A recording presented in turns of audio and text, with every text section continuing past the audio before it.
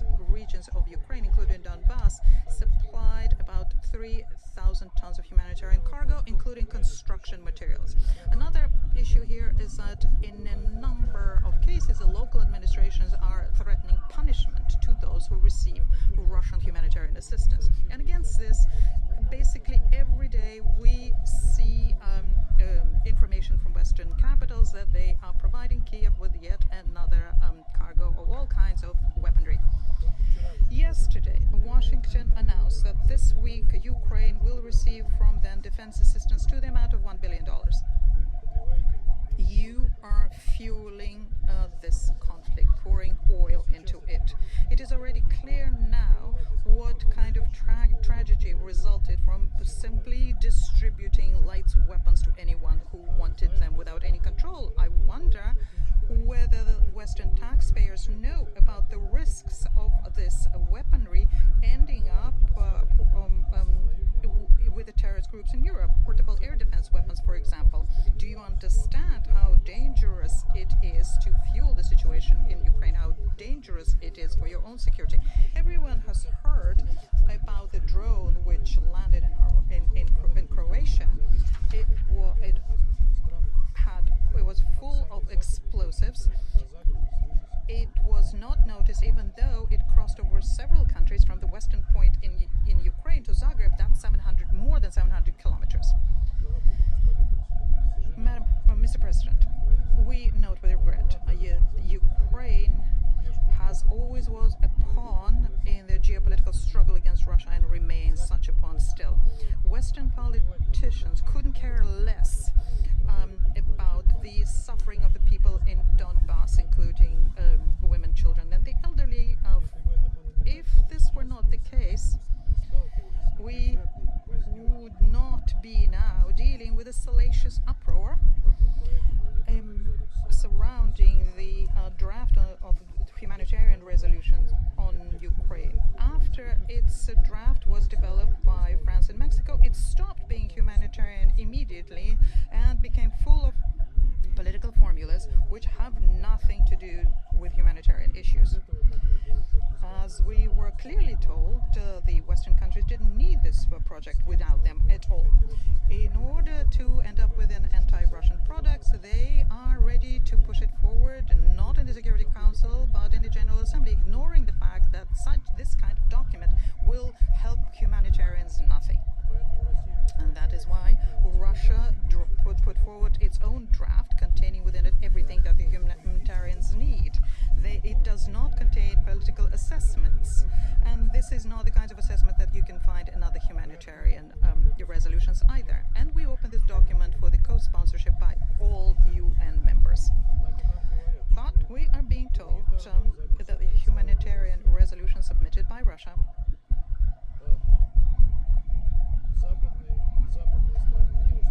is not something that satisfies Western countries. And this shows the true goal of the sponsors of the first so-called humanitarian resolution in the Council. And that is true hypocrisy here.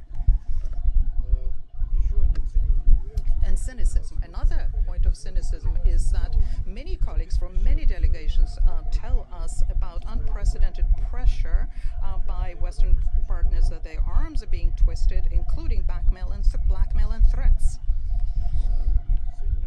The United States and Albania has disseminated a letter in which members of the UN are appealed to refrain from sponsoring our resolution. We do understand how difficult it is for those countries to withstand this kind of onslaught, and therefore we decided to, at this stage, not to ask for a vote on our draft, but we are not withdrawing the draft resolution. Instead, tomorrow morning we will ask for an emergency meeting to discuss again the issue of US biolaboratories in Ukraine using the new documents we obtained in the course of the special military operation. And right now we are going to forward the letter on that to the Emirati presidency. I thank you. I thank the representative of the Russian Federation for his statement, and I give the floor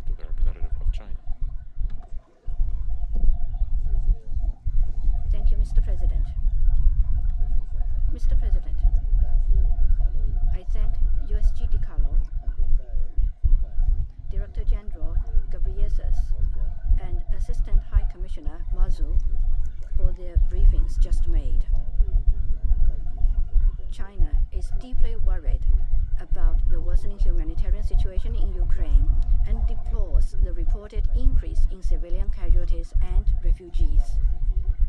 The pressing task now is to call for maximum restraint from all parties and to ensure safety and security of all civilians, including women and children, and meeting their basic humanitarian needs so as to prevent the occurrence of a larger-scale humanitarian crisis.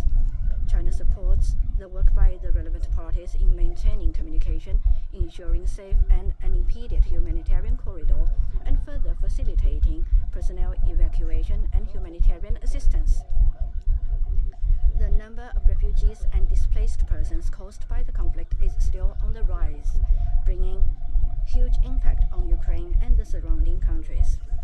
China supports OCHA, UNHCR, and WHO, among others, in actively conducting operations and mobilizing the international community to assist all those in need. In the recent past, some people of African or Middle East descent encountered difficulties during evacuation. This should be taken seriously and addressed properly. All refugees, regardless of color, race, or religion, shall be accorded the necessary protection under international refugee law. China pays high attention to the humanitarian situation in Ukraine and has put forward a 6-point proposal. The Red Cross Society of China has provided Ukraine with 3 batches of humanitarian supplies, with the third one containing milk powder and quilts for children, specifically helping the Red Cross Society of Ukraine assist displaced children affected by the conflict. We welcome any initiative or proposal from any party that contributes to alleviating and resolving the humanitarian crisis in Ukraine. The Security Council bears the primary responsibility for maintaining international peace and security and should therefore play a positive role in easing the humanitarian situation in Ukraine. China hopes that the Council can stay united on the humanitarian issue and demonstrate a constructive attitude. Mr. President, the international community shares the common aspiration for ceasefire at an early date to alleviate the situation on the ground and to prevent civilian casualties. This is also the aspiration of China. To date, Russia and Ukraine have held 4 rounds of negotiations. Keeping the negotiations going means there is a chance for ceasefire and that there is a chance for a peaceful future. China remains committed to promoting peace through negotiations. We support the UN and the parties concerned in vigorously carrying out good offices. We also hope that all parties will do more to facilitate peace talks and not to add fuel to fire. Facts have proven that wanton use of sanctions will not solve any problem but will instead create new problems. Given the sluggish recovery in global economy, ever-escalating sanctions are undermining stability in international industrial chain and supply chain, thus exacerbating food and energy crises, damaging people's livelihood in all countries, developing countries in particular, and triggering new humanitarian consequences. This is also an issue that the Security Council shall pay attention to when addressing the humanitarian situation in Ukraine. Thank you, Mr. President. I thank the representative of China and I give the floor to the representative of Mexico. Thank you very much, Mr. President. I thank Undersecretary General Rosemary DeCarlo. We're listening in there to the UN Security Council briefing on the humanitarian situation in Ukraine. We heard from the Russian permanent representative to the UN talking about a campaign of disinformation there and a slew of false information. Also listening in was France 24's Jessica Le Mazurier in New York. Jessica, just tell us a bit more about context of this meeting, because the timing's absolutely key, isn't it? Well, that's quite right. Originally, this meeting was called for by Western powers as a way to present the reality of the situation on the ground and quite how much worse it's become over the last week or so, ahead of a vote that was due to take place on a resolution presented by Russia on humanitarian access. That vote was due to take place on Friday, but we just heard the Russian ambassador Vasily Nebenzia say that no, Russia is no longer going to put that to a vote on Friday. There will be a Security Council meeting on Friday, but the Russians have requested it to focus once again on their claim that the US and Ukraine are developing some sort of biological weapons, that they have a biological weapons facility in Ukraine. He said that he had presented a letter to the President of the Security Council requesting that meeting. So we won't see a vote on the Russian resolution on Friday. During this meeting, we heard from the UN's political chief, Rosemary DiCarlo, we heard from the head of the WHO, and we heard from the deputy head of the UN's refugee agency, and we really did get a clearer picture of quite how bad things are looking. The political chief said that now over 700 civilians, including at least 53 children, have been killed in Ukraine, but that over the last 3 weeks since the war started, but that the real figure is probably much higher. She said that there were corpses lying on the street in Mariupol. It's too dangerous for people to go out and collect the dead because they're under fire at all times. And we heard from the head of the WHO. He said the medicine we need is peace, and described attacks on medical facilities. He said that there'd been at least 43 attacks and that goes against international law, and that some 12 people had been killed in those attacks, including doctors and nurses, was the suggestion there. We also heard from the deputy refugee chief that over 3 million people have now fled Ukraine. So a really dire situation. We heard details from Western powers and other Security Council diplomats about attacks on civilians, about that attack on the theatre in Mariupol.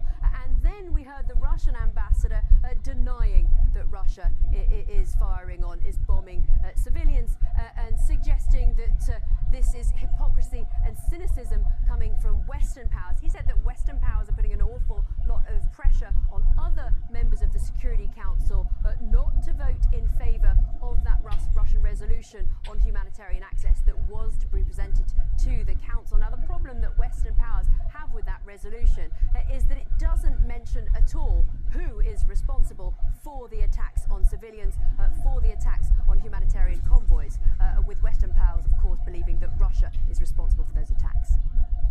Okay, well, thank you very much indeed for that debrief. Jessica Lemazurier in New York, at the home, of course, of the UN.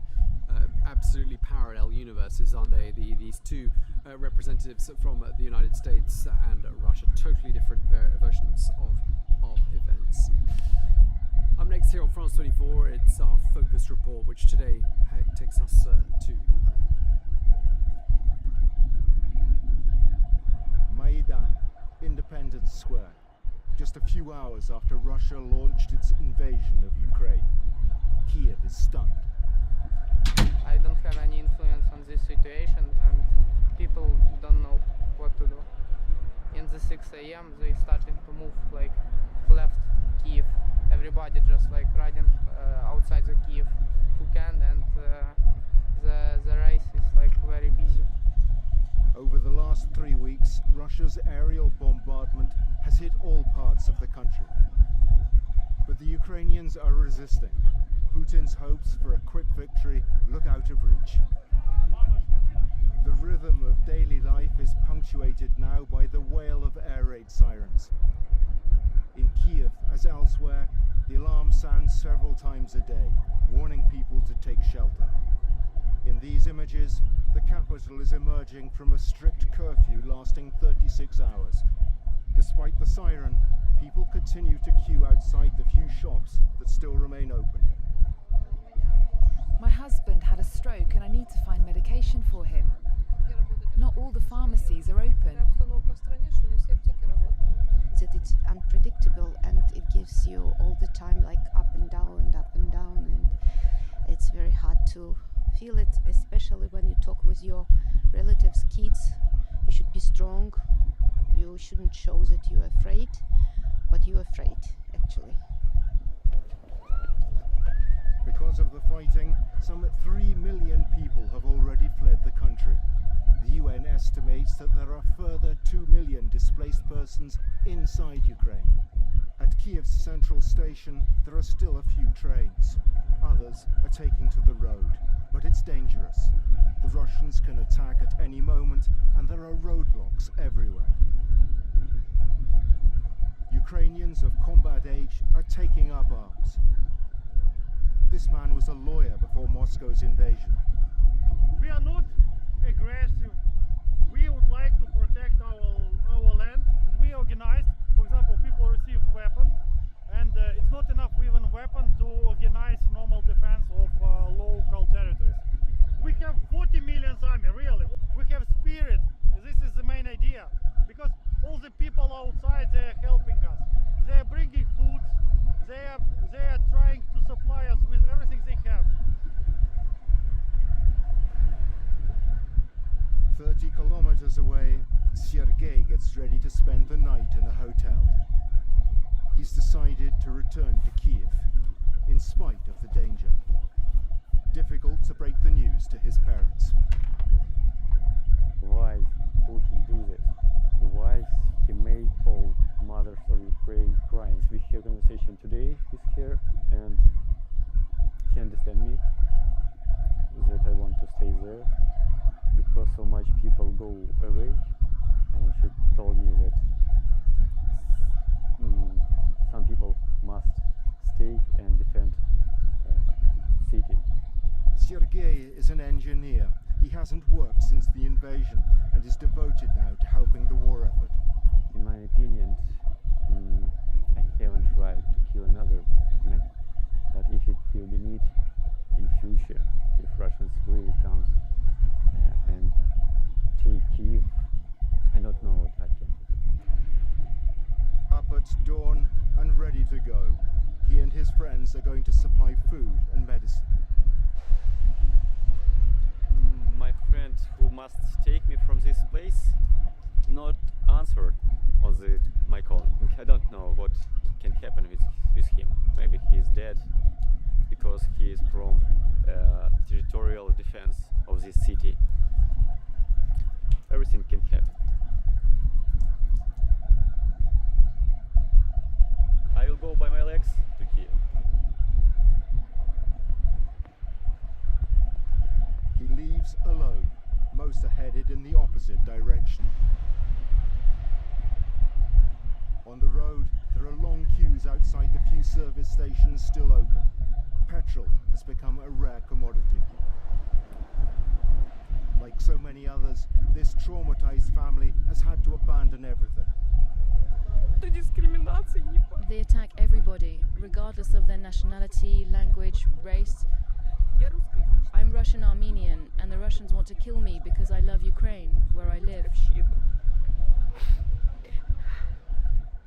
Bila Tserkva, a city of 200,000, has already been bombed by the Russians. It's 80 kilometers south of Kyiv, which they're trying to surround.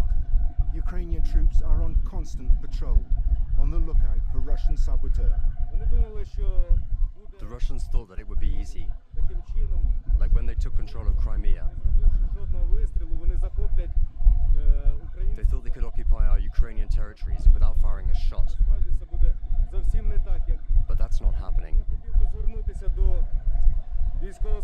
I want to tell the Russian soldiers, come here guys, and you'll see how you'll be welcomed.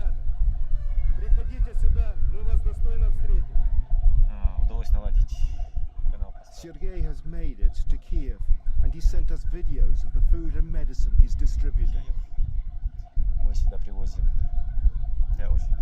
I am very proud of all these people who came together to help our citizens, our soldiers, and also our territorial defense forces. I'm very moved when I see all the people who pitch in. Despite not having enough sleep, they do everything they can to help. his network of volunteers, he's helping civilians use humanitarian corridors to escape Kyiv. While most are headed for Poland, others go south to Moldova. But there too, there's a long wait at the border. Men of service age have to stay, that's the law. So it's just women and children on the bridge linking Ukraine and Moldova. These families don't know yet where their journey will take them, but they share a common dream to return soon to a Ukraine free and at peace.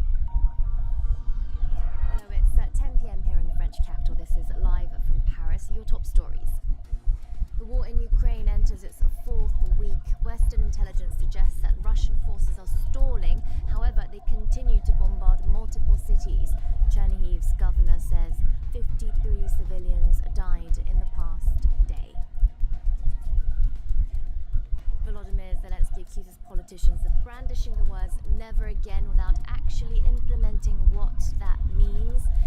This as the UN Security Council discusses the war in Ukraine in New York.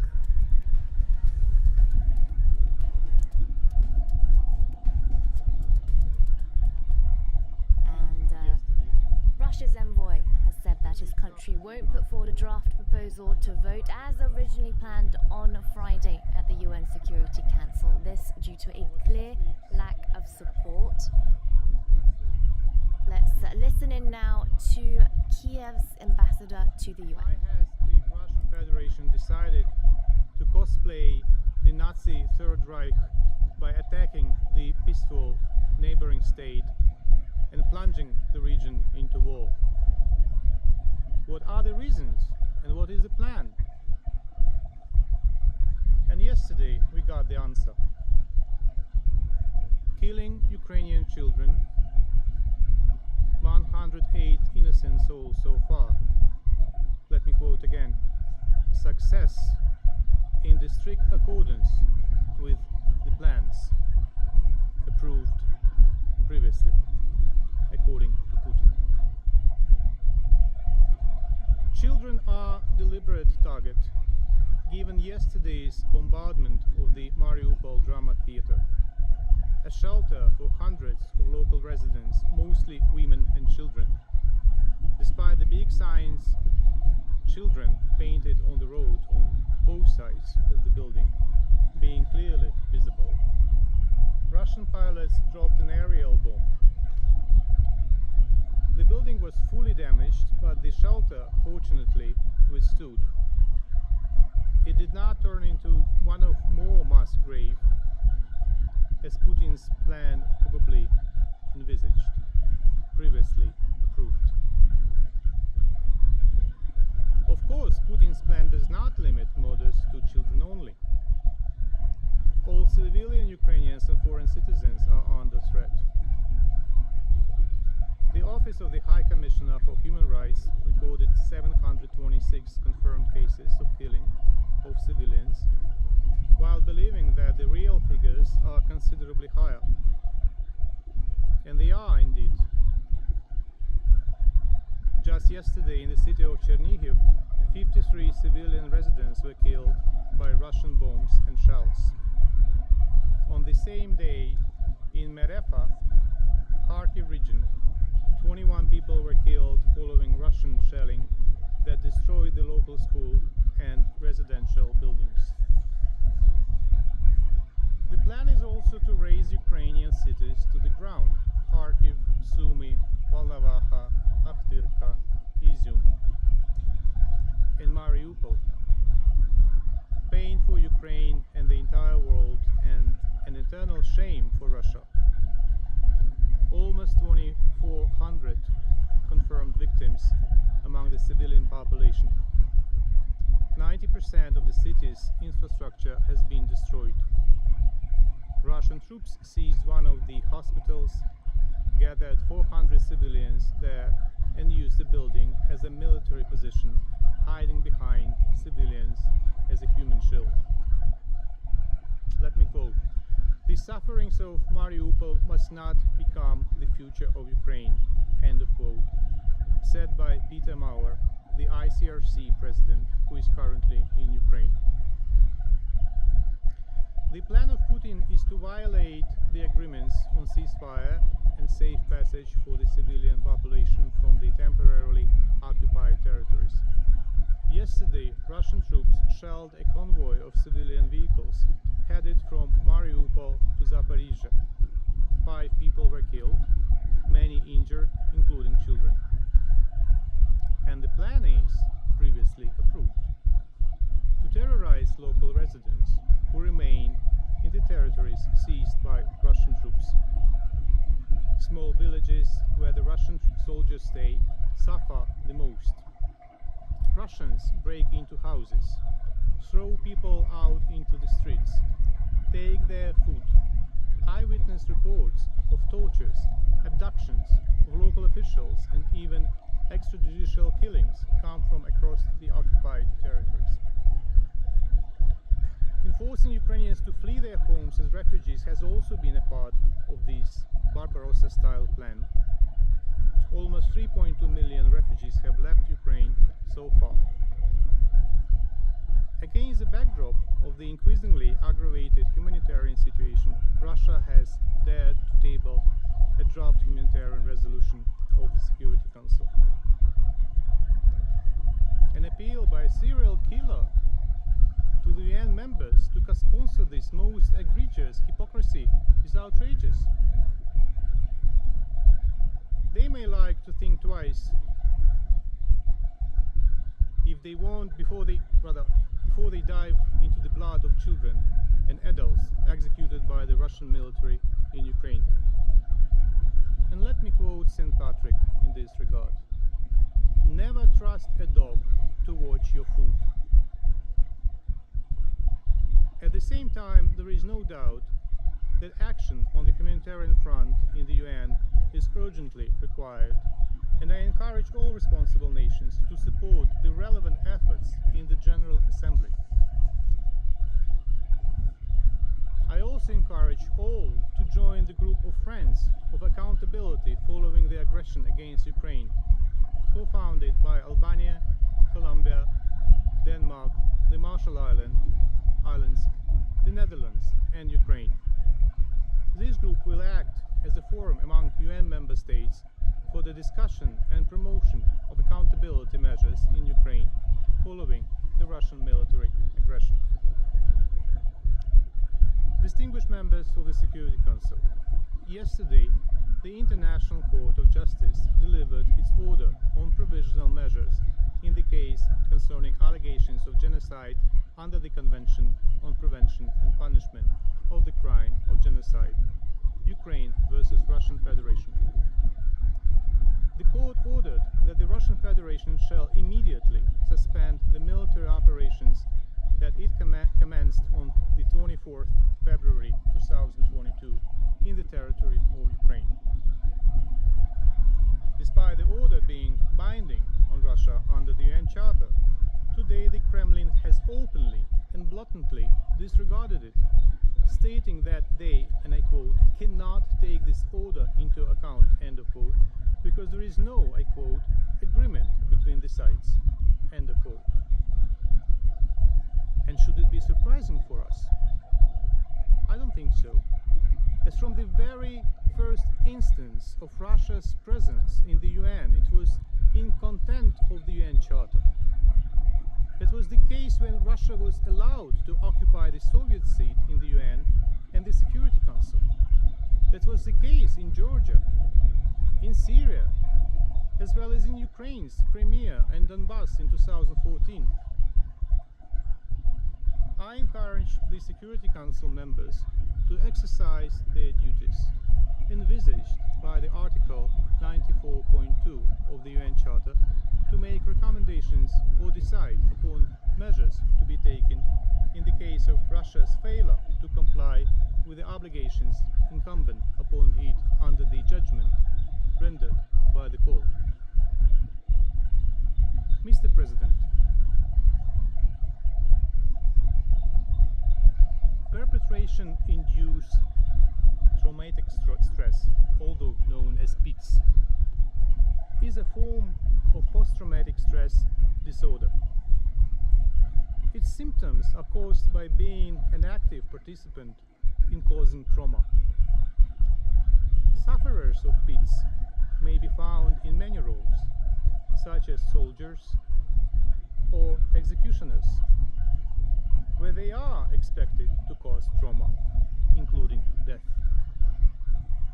But diplomats, especially here in the United Nations, especially here in the Security Council, compared to the more well-known and understood PTSD, there appears to be greater severity and different symptom patterns for those affected by PITS.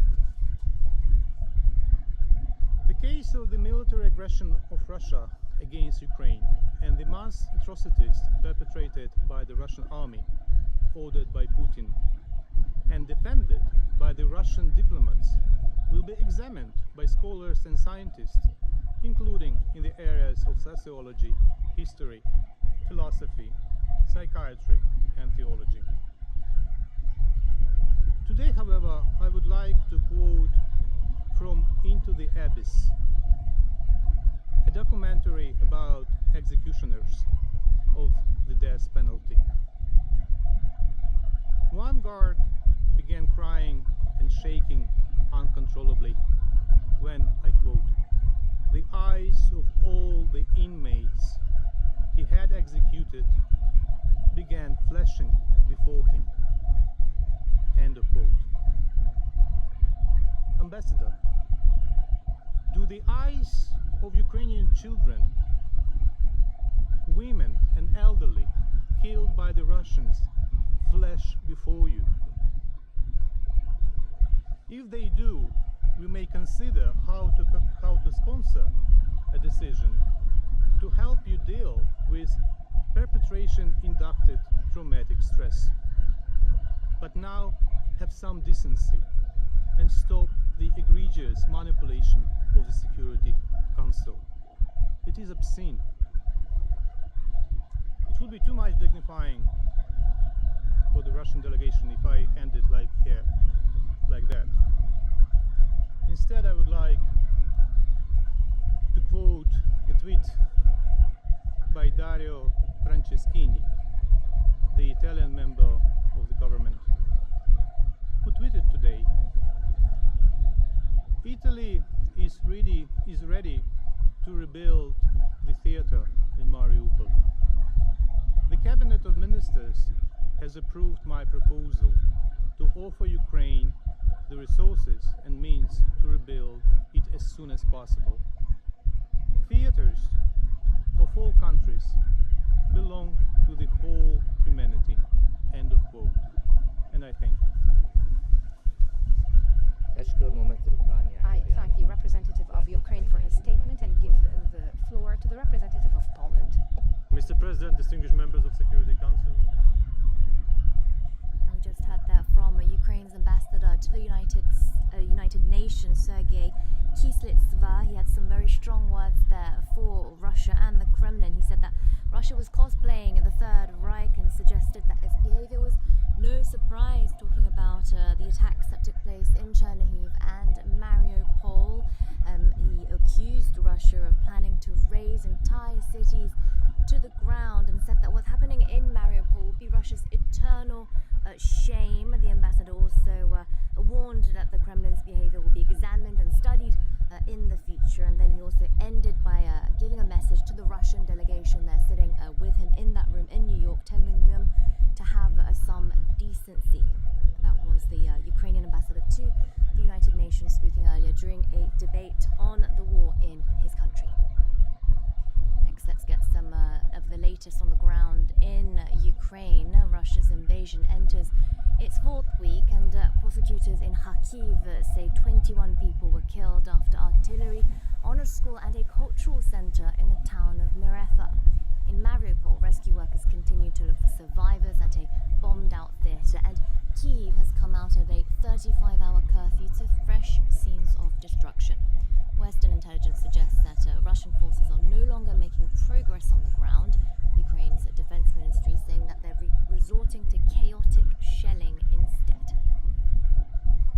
Now let's get to the latest on that theatre in Mariupol. The former governor of Donetsk region has said that the bomb shelter underneath it had resisted to the attack. Rescue workers are though looking for potential civilians still stuck in the rubble. Russia denies bombing it, and Italy has offered to rebuild it. Claire Virov and Sinead McCausland have the latest. Hundreds are feared trapped inside Mariupol's drama theatre after a bomb struck the building Wednesday. Civilians, including children and the elderly, had taken refuge here as Russia's siege on the southeastern city continues. It's an attack the European Commission says is inhumane. This constitutes a serious and grave violation of international humanitarian law, and the siege has to be lifted. The bombardment and the attacks against civilians in Mariupol have to stop. The impact of the destruction is obvious. Ukraine's Foreign Defense Minister Alexei Reznikov calling on the European Parliament to recognize Russian President Vladimir Putin as a war criminal. Before the attack, civilians wrote in Russian the word children on either side of the building to signal their presence. Это сегодня, к сожалению, можно назвать только одним словом: геноцид нашей нации, нашего украинского народа. Но я уверен, что наступит тот день, когда мы вместе поднимем из руин наш прекрасный город Мариуполь. A spokesperson for the Russian government denies their forces bombed the theatre. The besieged coastal city has faced 2 weeks of attacks from Russia, officials struggling to account for deaths. The official number of civilians killed at 2,400, but it's expected to be much higher. Wednesday, 11,000 people managed to evacuate the city, some to this refugee center in Zaporizhia. Some left Mariupol just in time. А потом, когда уже дом начал потихоньку разлетаться, мы поехали в драмтеатр. В драмтеатре сколько? Где-то 9-10 дней мы были, а вчера выехали. So far, around 30,000 people have fled Mariupol. The Ukrainian president addressed the Bundestag by video link earlier today. Germany is Russia's main energy client. Volodymyr Zelensky chastised Germany for the creation of the Nord Stream pipelines, saying that business interests have contributed to the creation of a new wall, this time not in Berlin, but in Central Europe. Lawmakers gave him a standing ovation after that speech, but then proceeded with the regular scheduled debates of the day. За новою стіною, яка знову буде вимагати спокути. Я звертаюсь до вас і нагадую те, що потрібно, те, без чого Європа не виживе, не збереже свої цінності. And in other world news, French leader Emmanuel Macron has unveiled his electoral program less than a month before the first round of the presidential polls. He's hoping for re-election. He wants to push the legal age of retirement back to 65 years old. He wants to overhaul public education and public health. And in terms of immigration, he's hoping to kick out those who have had their refugee status rejected. For more on this, I'm joined by NPR's Paris correspondent Eleanor Birdsley on the show. Eleanor, Macron is finally coming out with some concrete proposals then, just weeks before D-Day. Are there any major surprises? Well, the tone, I guess. Well, no, not really. The big surprise in France is that the war in Ukraine has completely hijacked the French presidential campaign, and nothing else seems to matter. For the French, purchasing power is the main issue, and the war is next. So this has been hugely to the benefit of Macron, hence why he can present his program less than a month before the first round. I mean, honestly, he spoke for 4 hours. So I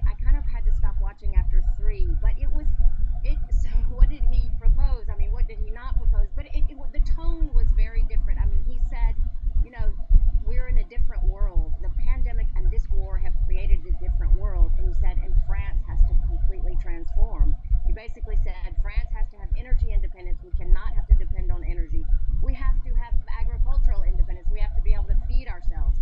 Of course, he says, cutting military spending was over. We're going to increase military spending, but not just increase military spending.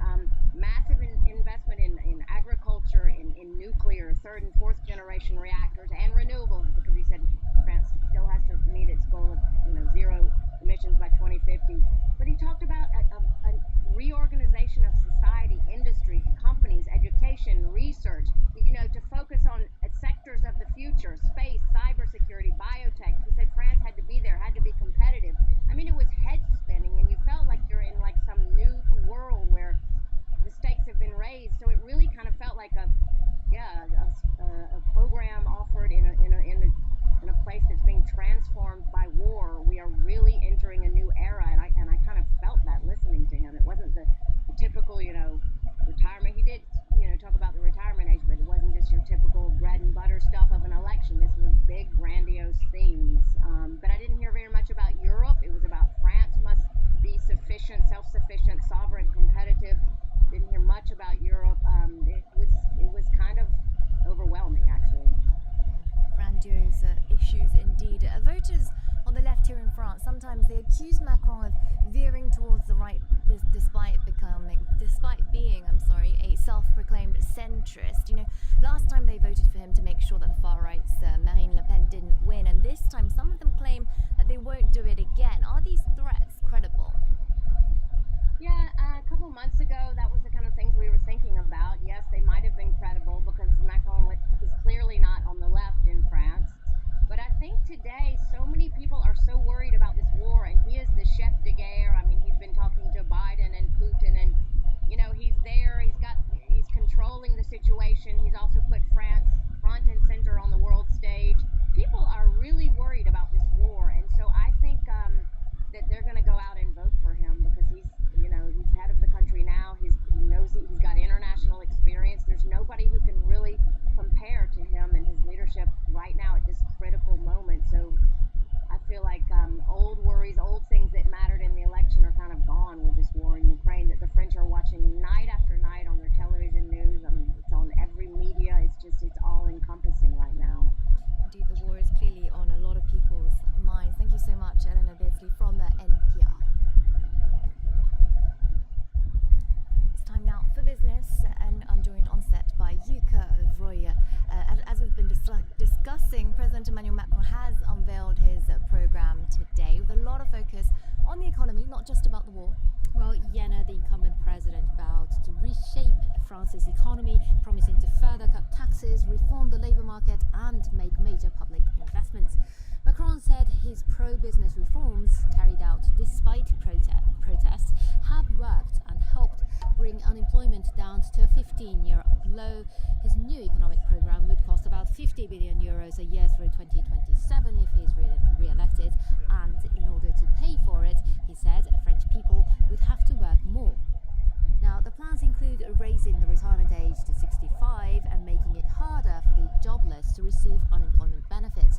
Meanwhile, he promised more subsidies for single mothers and inheritance tax breaks for some. Another major point is making France more independent in terms of energy, food and industry. This as the ongoing war in Ukraine has shown Europe's vulnerability when it comes to oil and gas. Macron also said that the state should increase its stake in utility giant EDF, Électricité de France, including nationalising its nuclear unit. Moving on, global oil futures again surged this Thursday after several days of losses. Brent and WTI both up 9%, with the international benchmark Brent at around $107 a barrel. This a day after the International Energy Agency warned that 3 million barrels per day of Russian oil may be out of the market starting in April as sanctions bite and buyers hold off. Meanwhile, Russia appears to have avoided a sovereign debt default in the face of economic sanctions.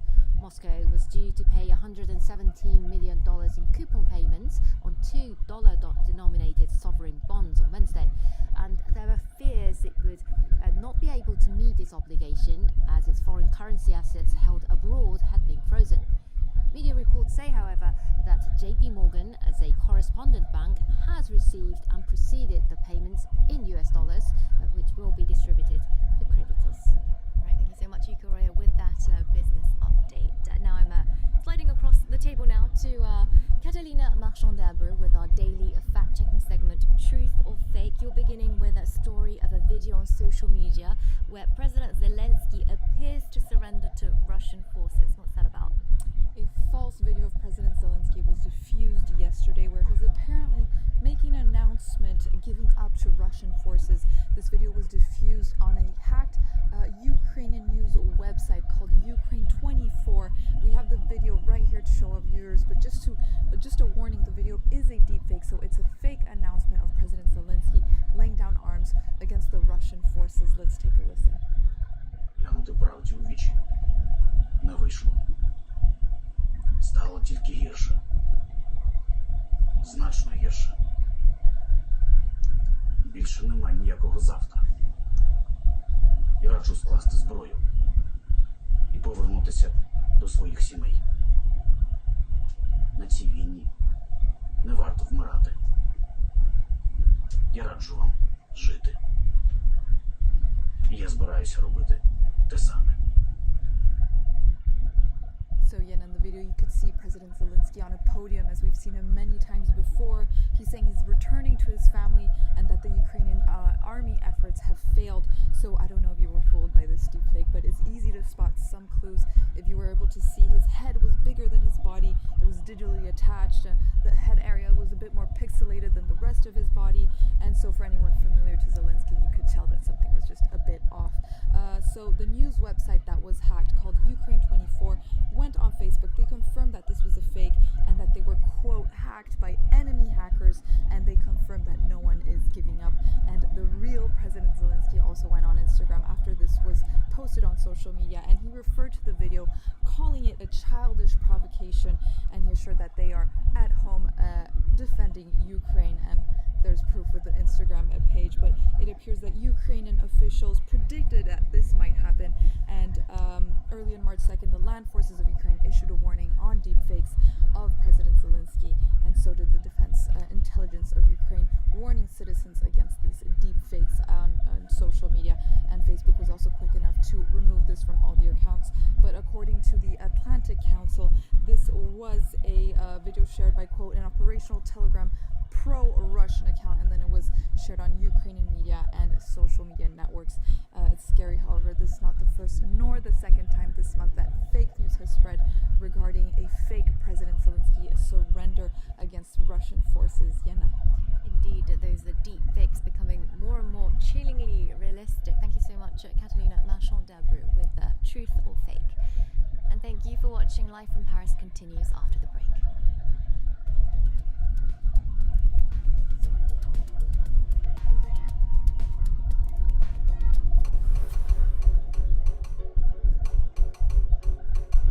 The French presidential election is just around the corner, and what better excuse to embark on a road trip across the country in an electric 2CV, a car full of contradictions just like France itself. As voters weigh up their options, we'll be exploring the major themes of this election, everything from healthcare and culture to security and the economy. We'll be travelling north, south, east and west, including a trip to the French overseas territory of Guadeloupe. See you on the road. France 2022, the road trip, across all France 24 channels and on France24.com.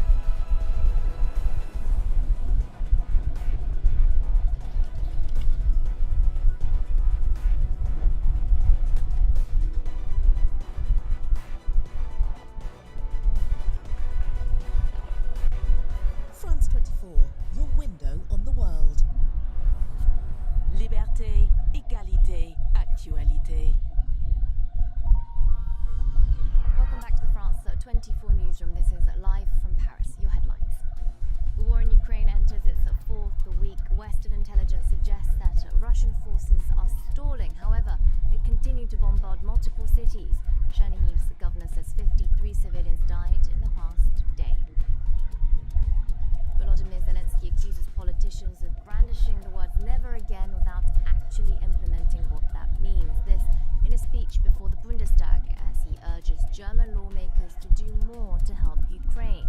Meanwhile, Russia decides to cancel its vote on a draft resolution on the war at the UN Security Council. And French President Emmanuel Macron has unveiled his campaign platform for the first time. If the pro-business centrist is re-elected, he promises to push back the retirement age, cut taxes and loosen up labour laws.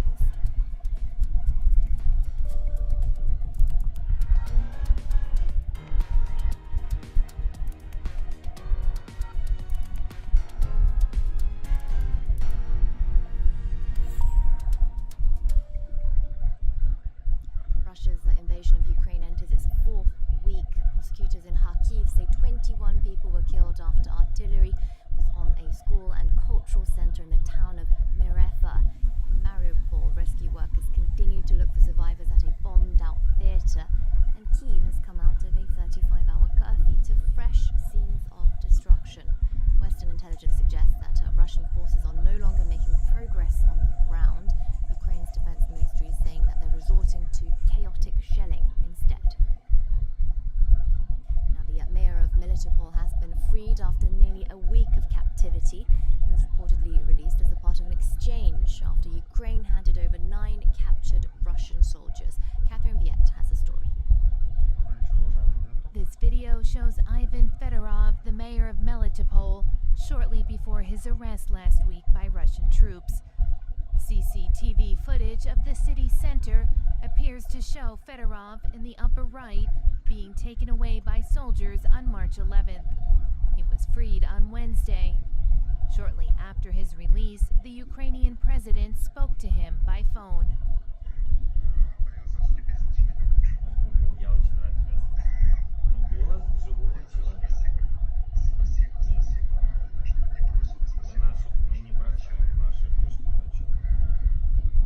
Kyiv said Fedorov's release had been secured as part of a prisoner exchange for 9 captured Russian soldiers.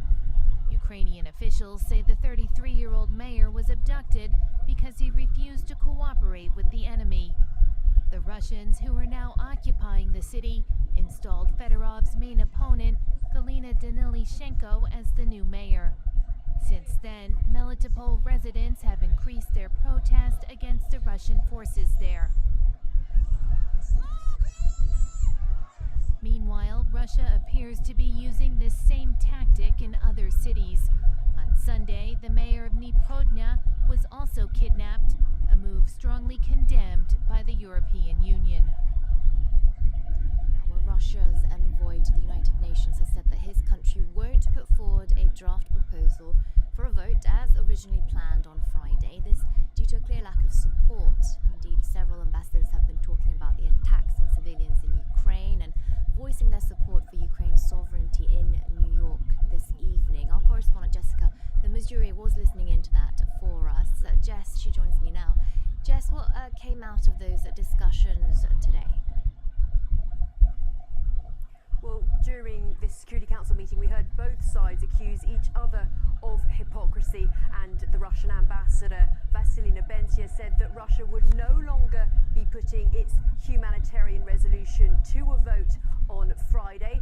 It is not aborting that resolution. It might come to a vote at a later stage, but the Russian ambassador said that Western powers had been putting a lot of pressure on other member states not to support that resolution. He accused them even of blackmail, and he said that Russia is calling now for an emergency UN Security Council session to discuss yet again Russia's claims of US biolaboratories in Ukraine.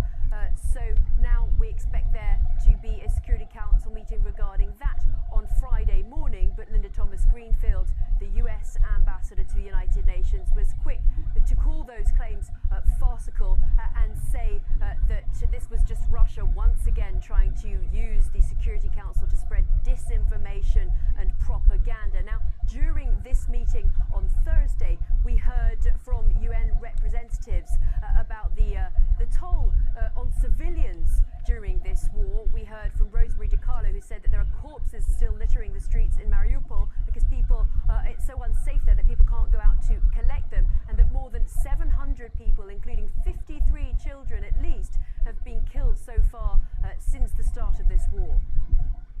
Jessica Lazurier reporting for us there from New York. The Ukrainian president has addressed the Bundestag by video link earlier today. Germany is Russia's main energy client, and Volodymyr Zelensky chastised the country for the creation of the Nord Stream pipelines, saying that business interests have contributed to the creation of a new wall, this time not in Berlin, but in Central Europe. Lawmakers gave him a standing ovation after his speech, but then proceeded with regular scheduled debates of the day. За новою стіною, яка знову буде вимагати спокути. Я звертаюсь до вас і нагадую те, що потрібно, те, без чого Європа не виживе, не збереже свої цінності. Russia's president too has been giving speeches. In a televised address, Vladimir Putin lashed out at pro-Western compatriots. He described them as traitors and scum, and that Russians would spit them out like gnats. Putin says that his goal in Ukraine remains the same, a military operation to free the population of Nazis.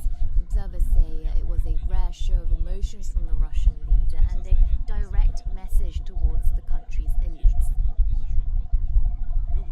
Any people, especially the Russian people, will be able to distinguish true patriots from scum and traitors, and simply spit them out like a fly that accidentally flew into the mouth. Spit them out. I am convinced that such a natural and necessary cleansing of society will only strengthen our country. Meanwhile, peace talks continue between Ukrainian and Russian officials. Kyiv wants a ceasefire, a withdrawal of troops and security guarantees from several countries. Ukrainian officials say Russia has agreed to 9 humanitarian corridors. On the Russian side, there have been some mixed signals as to how close we are to a deal. Here's France 24's chief international editor, Rob Parsons. It's not clear really what's happening at the moment in the Kremlin, because on the one hand we have quite, relatively speaking, positive noises coming out of the foreign ministry. Sergei Lavrov, the foreign minister, suggesting that they were very close now to reaching a text which they could perhaps start to sort of dot the I's on, which would include things like neutrality for Ukraine, although how that neutrality would be defined isn't clear yet. The removal, the guarantee from Ukraine that it would never join NATO, that acceptance that Ukraine would have protection of foreign powers like the US, United Kingdom, etc. Lavrov says that they're getting closer to that. Dmitry Peskov, the spokesperson of President Putin, says they're getting close to that. Vladimir Putin himself is saying something completely different, however. He made an extraordinary speech in the last 24 hours, a rant that was shot through with bile and anger, in which he accused the West of setting out, the collective West as he put it, setting out to destroy Russia, setting out to break it up, setting out to set Russians against Russians, and accusations too, which were strange, in which he attacked rich Russians, those who chose to live in Miami or have houses in the Côte d'Azur, who couldn't live without foie gras, oysters, and gender choices, as he put it. One has to ask oneself, what is going on in his mind at the moment? This looks like a man who's under increasing pressure. Prima ballerina Olga Smirnova has quit the Bolshoi for the Dutch National Ballet. The 30-year-old dancer wrote on social media that she was against the war in Ukraine with, I quote, all the fibers of her soul. The Amsterdam-based institution has announced that it has recruited her. Several foreign members of the Bolshoi had already left in solidarity with Ukraine, but Smirnova is the first Russian to do so publicly. And another world news, French leader Emmanuel Macron has unveiled his electoral program less than a month before the first round of the presidential polls. He is hoping for re-election. He wants to push the legal age of retirement back to 65 years old. He wants to overhaul public education and public health. And in terms of immigration, he hopes to kick out those who have had their refugee status rejected. France 24's Ellen Gainsford was at that campaign event and she sent us this.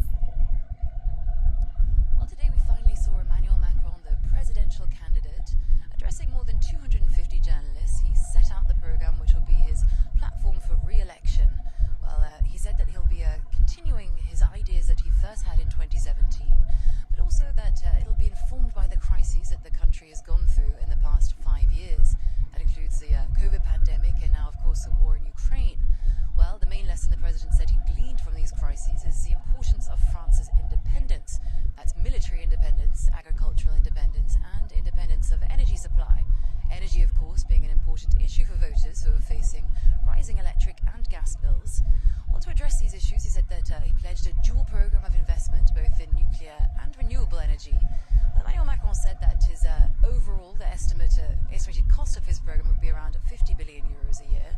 And to pay for this, he said that French people will have to work more, pushing the retirement age back to 65 and planning to toughening access to unemployment benefits in order to encourage people to work. Well, reflecting the political climate here in France, there were several other policies that are likely to please right-leaning voters. These include toughening the immigration system, ejecting from the country asylum seekers who claims aren't found to be valid, and making it tougher to access residential permits. Well, the president has seen his popularity spike in recent weeks over his handling of the Ukraine conflict, with voter intentions now around 30% for Emmanuel Macron. But he's also at the same time facing criticism that by refusing to debate with other candidates before this first round of voting, some critics are saying that he's preventing proper scrutiny of his program heading into this presidential election. And Mali's junta has ordered France 24 and our sister radio station RFI to stop broadcasting in their country. Bamako complains that our channels have falsely accused the army of committing abuses and says that this suspension will continue until further notice. Our parent company, France Média Monde, says it deplores this decision. A reminder of our headlines tonight. The war in Ukraine enters its fourth week. Western intelligence suggests that Russian forces are stalling. However, they continue to bombard multiple cities.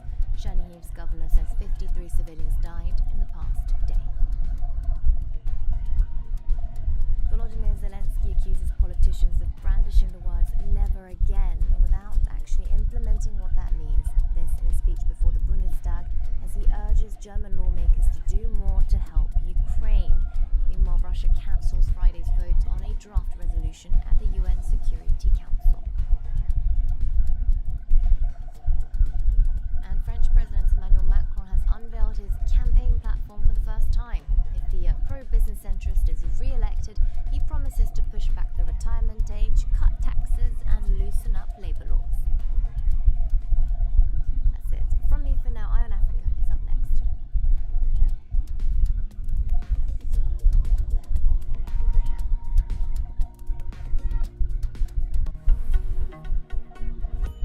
The planet is suffering. Climate catastrophe is at our doorstep. Emissions are soaring, species are disappearing. But a mass movement is underway to make things right. Scientists, engineers, politicians, business leaders, and of course, teenagers. And we give them all a voice here on Down to Earth. A major driving force is the good that we could do at the end of it. Down to Earth on France 24 and France24.com. Because a new page of history gets written every day. Because breaking news can't wait. Information everywhere. In all situations. On every subject. Understanding the world. Imagining the world. France 24. A different take on the news. Liberté, égalité, actualité. Some of the world's most influential people talk to France 24. Government cannot do much promotion of human value. Politicians. E acho que sem política não há democracia. Scientists, athletes and artists. Get all the insight. The government is still spying. And the voices that matter on France 24. Liberté, égalité, Actualité.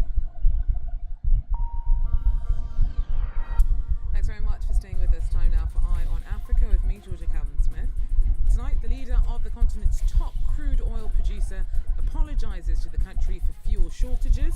President Muhammadu Buhari says the race is also on to resolve a national grid failure. Also, Uganda's army says it's killed a key commander of the notorious ADF militia in DR Congo. Ugandan troops have been working with the Congolese military in a crackdown operation on Islamic State-linked groups that's accused of killing thousands since the late 1990s. And the climate and soil of Eswatini makes it ripe for chili cultivation.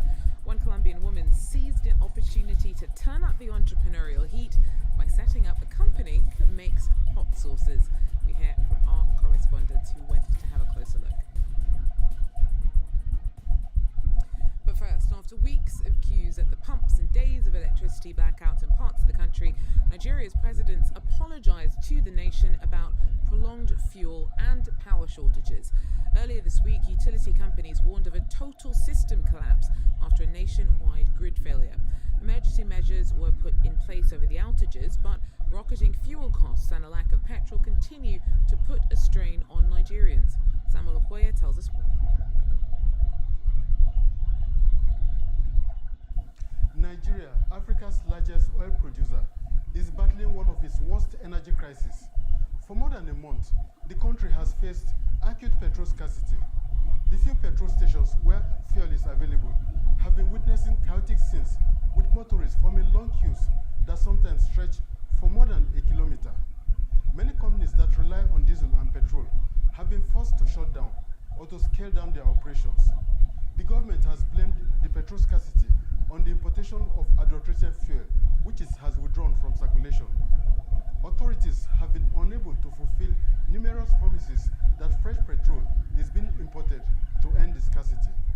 Despite its position as Africa's largest oil producer, Nigeria has been importing petrol in recent years because none of the 4 government-owned oil refineries are operational.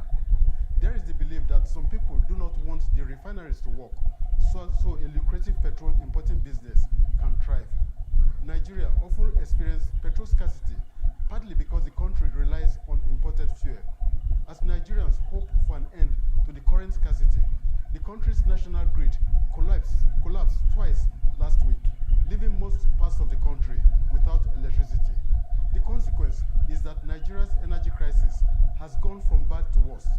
The situation is so bad that President Muhammadu Buhari has apologized to the nation for the inconveniences Nigerians are facing. Sam Olakoya there for us. Now, France 24 and our sister radio station RFI have been ordered off the air in Mali. The country's ruling junta has suspended broadcasts until further notice over our coverage of accusations of civilian abuses by the Malian army. France has called the ban an attack on freedom of the press, and the European Union's also condemned the decision. It comes amidst worsening diplomatic relations between France and Mali in the wake of its military's takeover in 2020. In other news, Sudan saw its third and largest protest of the week in Khartoum on Thursday. Demonstrators braved tear gas and soldiers as they marched on the presidential palace, denouncing the economic crisis that's worsened in the country since a coup in October. The power grab saw billions of dollars in foreign aid suspended, and the protest movements gained fresh momentum as energy and food prices continue to climb daily. Rallies were also reported in Port Sudan, Gadares, Atbara, and other cities across the country. Earlier this week, joint Ugandan and Congolese forces claimed to have killed a key ADF militia commander. Abu Aden reportedly died in a battle at Malalu, along with half a dozen of his fighters. Now, months of a joint military operation may be pushing extremist militants further inland. Operation Shuja began last November to crack down on ADF fighters who've killed thousands in eastern DR Congo since the 1990s and carried out a wave of bombings in Kampala last year. Our correspondent Bastien Renouy spent time with the troops as they headed out. He sent us this report.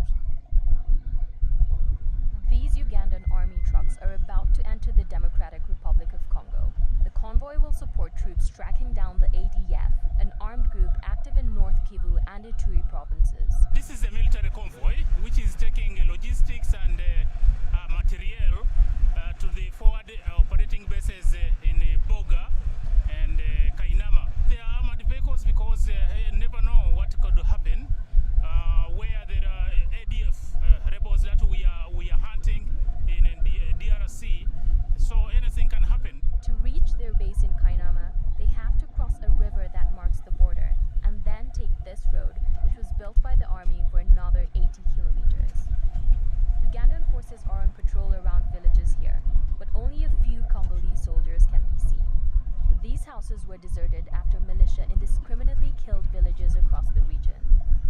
We stop in Shabi, where the head of the local administration has been back for a week.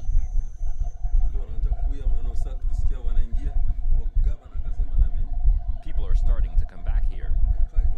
The governor has asked me to take up my post again, now that the Ugandan army, in coordination with the Congolese army, is ensuring our security. The Ugandan army has set up an advanced camp just a few kilometers away. It's where the general in charge oversees operations. The operational objective is to destroy the ADF capacity to make war, to degrade their capacity to make war. That's our operational objective. And the strategic objective, of course, is to create that peaceful environment to have smooth trade run between the two countries. He says that the militia are being pushed away from the border, and then Congolese forces stationed in the north and the west of the two provinces are supposed to intercept them. The operation is targeting 2,000 to 3,000 people, including the fighters' families. Well, South Africa's president blamed NATO for Russia's war in Ukraine and said that he would not join those condemning President Vladimir Putin's offensive. President Cyril Ramaphosa did say he also could not condone the use of force in violation of international law, and that Putin had personally assured him that peace negotiations had made progress. Now, despite not taking sides, the conflict has impacted agriculture in Ramaphosa's nation. Around 40% of South Africa's wheat purchases come from Russia. But farmers in South Africa, are more worried about fruit exports, as our correspondents report. It's the peak season for apples and pears in South Africa, and the Western Cape province produces most of the country's export fruit. Before the war in the Ukraine, 21% of these pears were headed for Russia. Now the produce will likely end up on local shelves and prices will be forced down. But before the first shots were fired, thousands of tons of fruit had already been shipped. We have about 800,000 cartons on the water or stuck in European ports or in limbo between the South African ports and their final destination originally for Russia. All fruit kinds. People are scrambling to try and find alternative markets, diverting it to Europe, but then you create a situation of oversupply. The war will also have an impact on the wheat price, as 40% of South Africa's wheat comes from Russia and the Ukraine. Local wheat farmers like Koos Blankenberg can try to fill the gap in imports, but they say their harvest will also be more expensive. We've seen a big rise in the wheat price, but we've seen a bigger rise in our import costs. So the rise in the wheat price is not to the benefit of the farmer. Input costs have doubled, not only because of the rising oil price, but also because South Africa imports 90% of its fertilizer, most of it from Russia. All crop needs fertilizer, including animal feed. Since the war started and in the previous months or so, we've had a cost increase of 50 cents a litre to produce the milk from this very farm. In Cape Town, the Western Cape's Minister of Agriculture is struggling to find alternative markets. So some of these exporters, producers have decided to consider redirecting those ships to Rotterdam and consider it for... Realised very early on that women are the pillars of society. Chilies grow well here and sell at a healthy market price. Guess what? Relies on the support of a local NGO that trains her producers in permaculture techniques. They're encouraging the wider use of organic farming. There's sort of a perception that organic produce is for a certain class of people, but that's also kind of driven by the cost of it, the retail cost of it. So if we had more organic producers, then the prices would be more affordable, making it more appealing to everyone. The peppers are also bottled locally for Claudia. I think a lot of people in the world want to know what they're eating, where the products come from and who makes them. So I think this part of Rome. Global sales of organic products in Africa has increased fivefold in the past 20 years and are expected to grow much more. Well, that's it for Eye in Africa for now. Thanks for joining us. Do so again if you can. Till then, take care.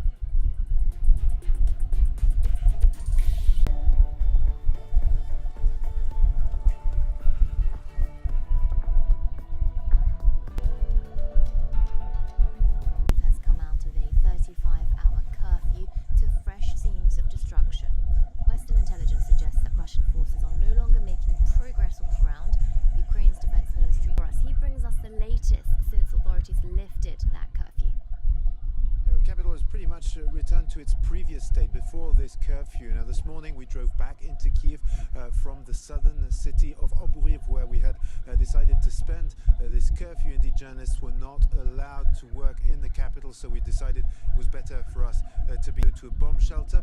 And indeed what we saw as we were coming into the city is that some people have indeed been busy building barricades. The roads to enter Kyiv were even more fortified than they were as we were driving out. We really did see that today. Apparently the curfew period, we were told by a journalist who was rather calm. There were some evening, they started ringing at 3 a.m. and rang a couple of twice in the early morning. Same thing this morning. There was one building that was struck also by a shell, but all in all it has been a rather calm period here in Kyiv, and businesses are in their vast. Lecturer in Russian politics. Thank you so much for joining us. Natia Seskuria, at this point in time with the Russian President Vladimir Putin claiming that things are going according to the plan, I think it is clear that Russian strategic planning has largely been incompetent from the outset of this so-called military operation. The Russian leadership expected been faced by a robust Ukrainian resistance. In the past couple of days, Russian forces have been making only minor progress, with all major cities and most of the Ukrainian territory being controlled by the Ukrainian forces. At the same time, there are some serious casualties involved. So far, what we have seen is that Russia has been unable to achieve swift victory, and the so-called special military operation in Ukraine that would kill any pro-Western, pro-NATO aspirations in Ukraine and would return Ukraine into the Russian orbit. However, we have seen that Russia has been also increasingly engaging in the peace talks with Ukrainian negotiators, suggesting that there are certain positive signs there. Given the heavy costs involved, both in terms of military costs, including casualties, and economic costs in terms of heavy sanctions, I think Russia is also exploring. Natia, we've already seen what happened. Yes, indeed. I think what we see now is the result of the Western failure, in a sense, the policy failure towards taking the Russian threat seriously, because Ukraine, Georgia, the Baltic states have been warning the West for many years that West has acknowledged the fact that Russia intends to continue its aggressive policies. However, unfortunately, now the result is there, and now Ukraine is facing an existential threat. And I think President Zelensky was absolutely correct today when he addressed Russia in many ways, and one way is to buy Russian gas and oil. Obviously, it is understandable that Germany and European allies cannot cut these links in one day, but I think it is an unfortunate reality that these signs had to be perceived seriously in the past. Going back to some of those neighbouring countries, what's next then for countries such as Georgia? It's close to both the EU and to Moscow. It must be very tense for pro-Europeans there right now. Indeed, of course. I mean, Georgia is facing also a very serious Russian threat, and 20% of Georgian territories are being occupied, which entails pushing the borders further, a hybrid. And of course, Georgian people have an aspiration to join NATO, and the next steps of how things will develop in Georgia will largely depend on how this war will end in Ukraine. Right, I'm afraid that's all we have time for. Thank you so much, Natia Seskuria, Associate Fellow at the Royal United Services Institute. On Council, Moscow's delegation has cancelled an upcoming vote on their humanitarian resolution on Ukraine due to a lack of support from China and India. Now, over these weeks, the international community was wrestled with the question, why? Why has the Russian Federation decided to cosplay the Nazi Third Reich by attacking the peaceful neighboring state? What are the reasons, and what is the plan? And yesterday we got the answer.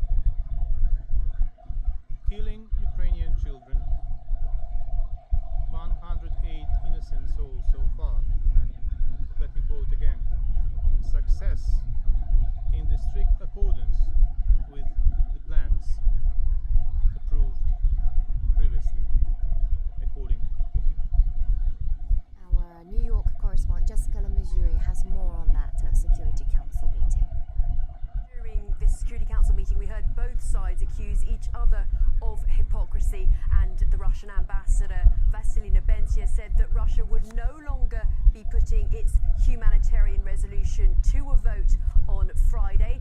It is not aborting that resolution. It may come to a vote at a later stage, but the Russian ambassador said that Western powers had been putting a lot of pressure on other member states not to support that resolution. He accused them even of blackmail, and he said that Russia is calling now for an emergency UN Security Council session to discuss yet again Russia's claims of US biolaboratories in Ukraine.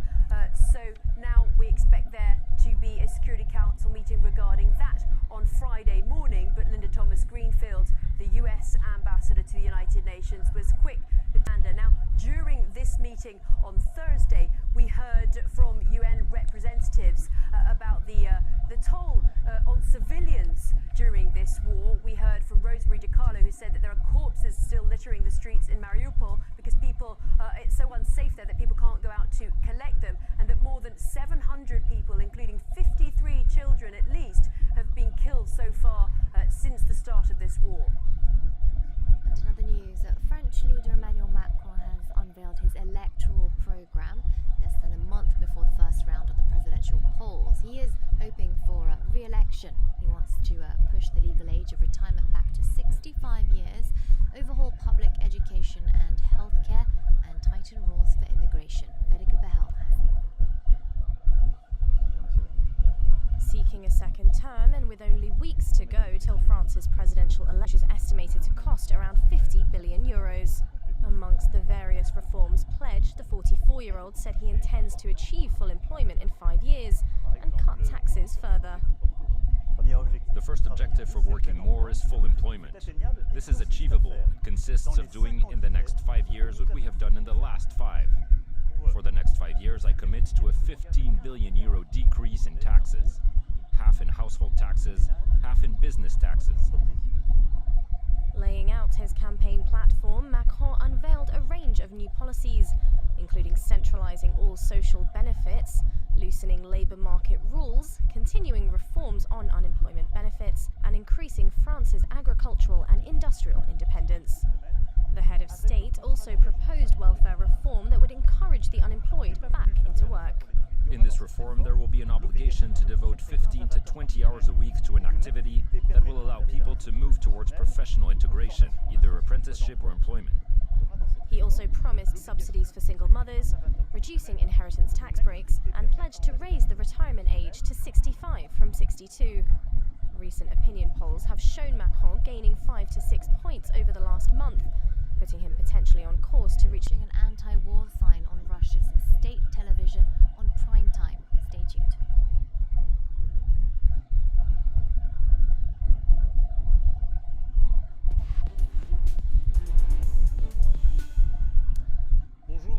Hello and welcome to the interview here on France 24 on Monday, March 14th, during the evening news, and showed a sign opposing the war in Ukraine.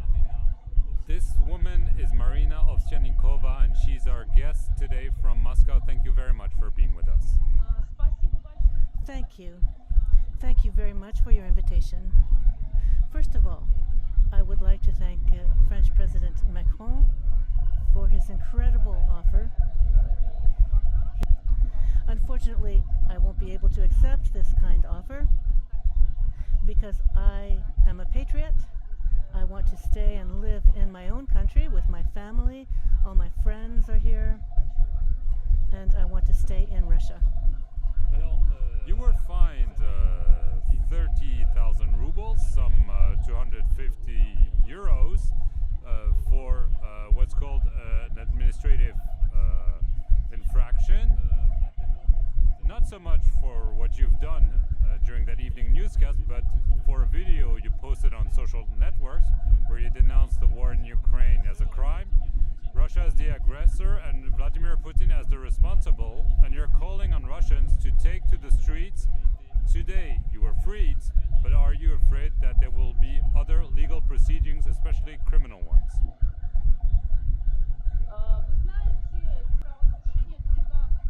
I have been given a fine, which was for the video that I posted. It was an administrative fine, and in this video I explained my gesture, and they said that this was an appeal to go down into the streets, to demonstrate, to protest.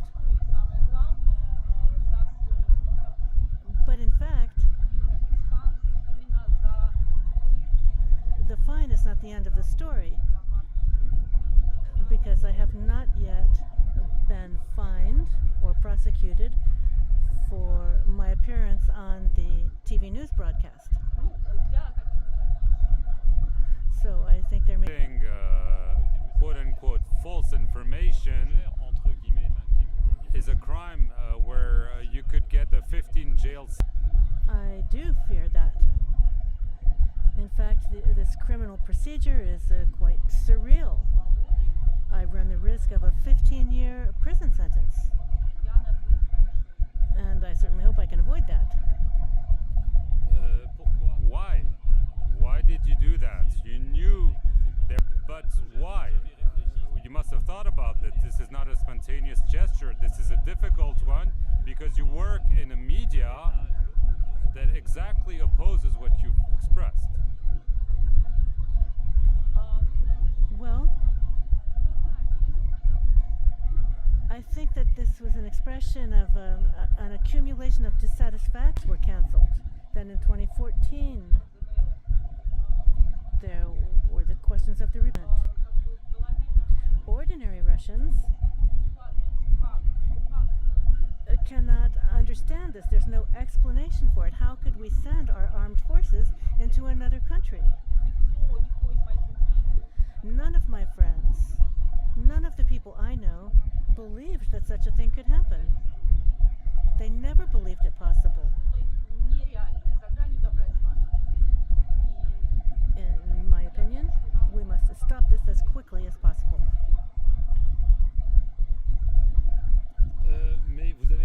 However, you belong to that channel publishing the information the Kremlin wants to see published.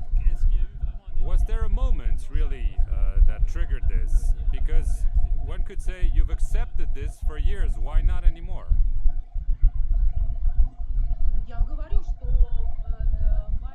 As I've said, it is the war in Ukraine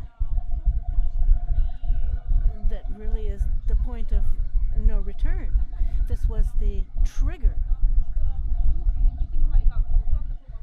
People never thought such a thing could happen. They never thought it was possible.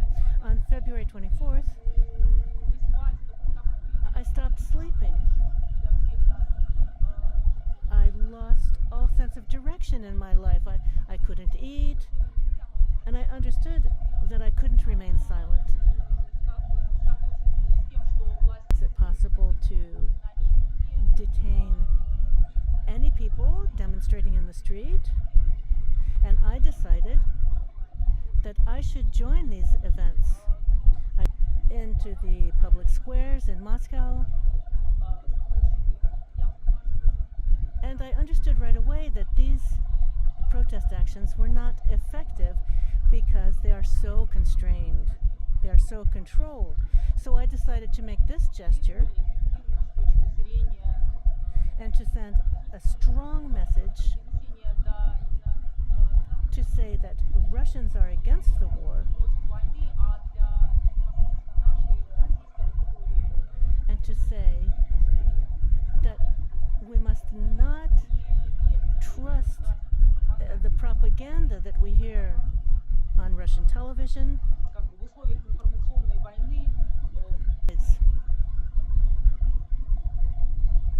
Alors, Vladimir Poutine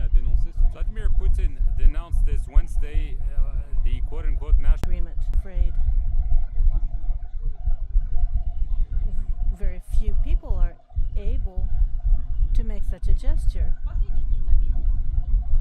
especially in recent days. But there is a positive trend that we've seen located in Russia, so not many people react and make decisions that are often complicated. And that above all we must, before we reach something like nuclear war. So I think when my son is a bit older, I think he will. And to answer our questions from Moscow. Thank you for watching this interview. Stay tuned for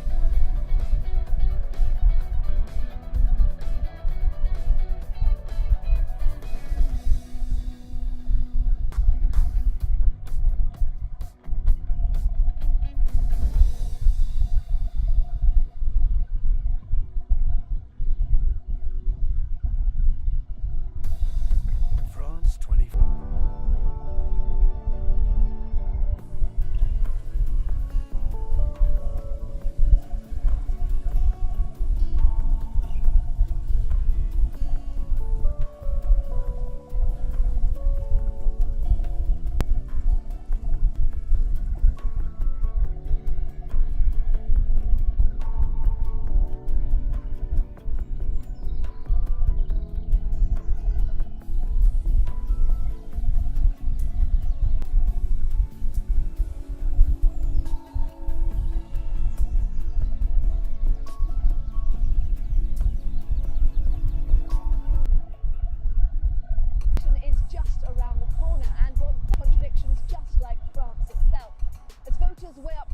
We'll be exploring the major themes of this election, everything from healthcare and culture to security and the economy. We'll be travelling north, south, east and west, including a trip to the French overseas territory of Guadeloupe. See you on the road. Welcome back to France. 2053 civilians died in the past day. Russian support from their colleagues for its quote-unquote humanitarian resolution. And French President Emmanuel Macron unveils his campaign platform for the first time. If the pro-business centrist is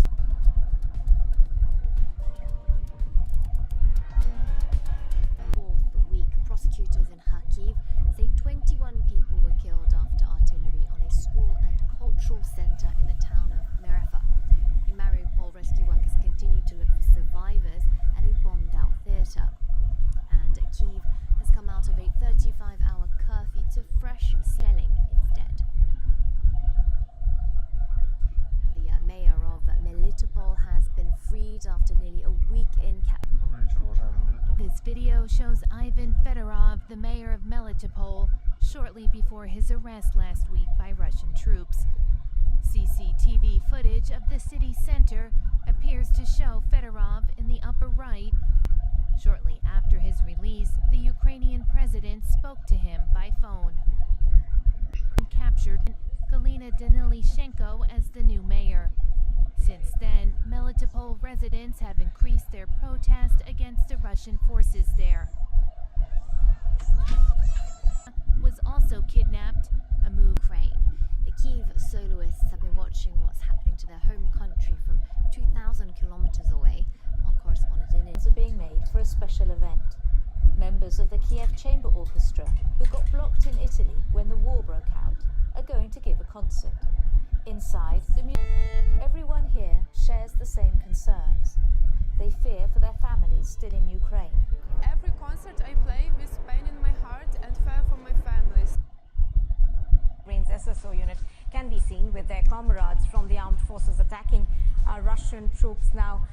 Wish on in various parts of Ukraine as the Russians have been trying to encircle top cities, including Kharkiv and Kyiv. Of course, there is a Russian military conflict. It's still.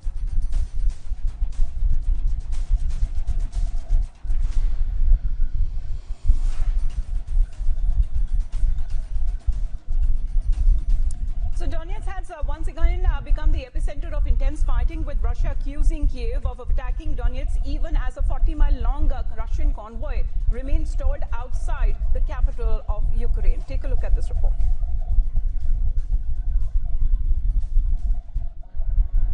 As As war rages in eastern Ukraine, shelling, bombardments and airstrikes continue in Ukrainian cities. Take a look at this video from Donetsk region of the aftermath of shelling.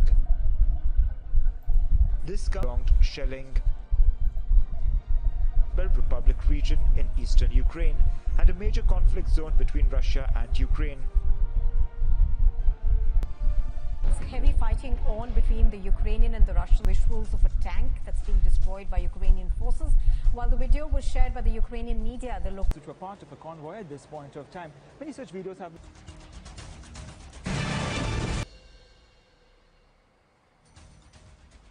The other Ukrainian beauty contest in 2015. Anastasia is now joining us live. Anastasia, thank you very much. Till we win. Territorial Defense Force. The specialists of the DNR Ministry of Emergency used to jam mobile services in this part of Ukraine. Russia has reportedly CIA Chief William Burns, NSA Jake Sullivan, and former secretaries on a quote-unquote stop list that also bars their entry into Russia. President Alexander Lukashenko. Meanwhile, the European Union has imposed a fourth round of sanctions on Russia. Ukraine has, however, demanded that more and stricter. US President Joe Biden is going to provide $1 billion in military assistance to Ukraine. The aid is expected to include went ahead with the trip. We will never leave you alone. We will be with you because we know. Now, the UN Stock Court has said that it will give a judgment today, adding that the tribunal order an end to this offensive. The UN Stop Court will give a judgment today on Ukraine's charge that Russia falsely justified its invasion. Unfortunately, several Ukrainian. The video that we are now playing out for you is coming to us almost every yard now. Processed 99 buses with evacuees from the. Now, with the 14 devastated cities. Now, with the 14 devastated cities in the war-torn country, here's one such report. This is a special report for Republic Media. At least 10 dead. Strike being doused at this point of time for the capital of Ukraine at this point of time. Now, remember. All right, so there you can, of course, see emergency services trying their best to douse the flames. This is a latest attacks have now caused. The man in the video up is all gone. In the video, are conflicts there by Russia. The takeover.